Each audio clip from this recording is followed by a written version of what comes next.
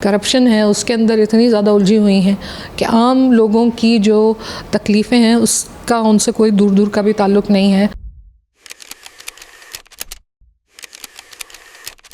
پاکستان میں سال 2026-27 کا سالانہ بجٹ پیش کر دیا گیا ہے، منظور بھی کر لیا گیا ہے، جس میں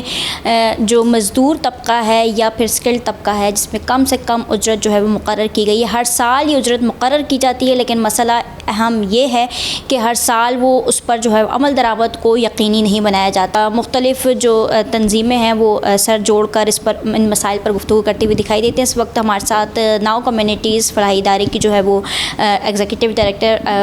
فرحت پروین صاحبہ ہمارے ساتھ موجود ہیں، ان سے بات کرتے ہیں۔ تو اس کے اوپر جو عمل درآمد ہے اس کے نہ ہونے کی بنیادی وجہ یہ ہے میری نظر میں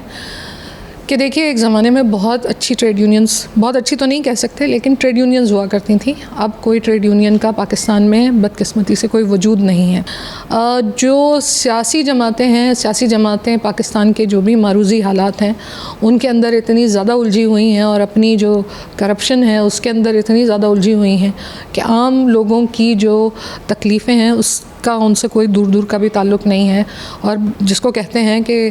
یعنی بے حسی کی انتہا یہ ہے کہ ورکر کی تنخواہیں تو 32,000 اور 12,000 اور 18,000 اور 20,000 چل رہی ہے، اور ہماری اسمبلیوں میں بیٹھے ہوئے لوگ جو ہیں اور جو سرکاری ملازمین ہیں اور جو اسٹیٹ کے ملازمین ہیں ان کی تنخواہیں کئی 100 گنا بڑھ جاتی ہیں، جو کہ انتہائی افسوسناک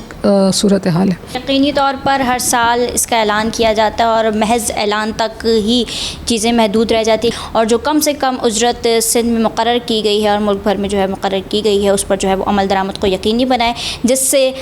جو کم سے کم اجرت پر کام کرنے والے ملازمین ہیں ان کی تنخواہوں میں جو ہے وہ بہتری آ سکے گی۔ جی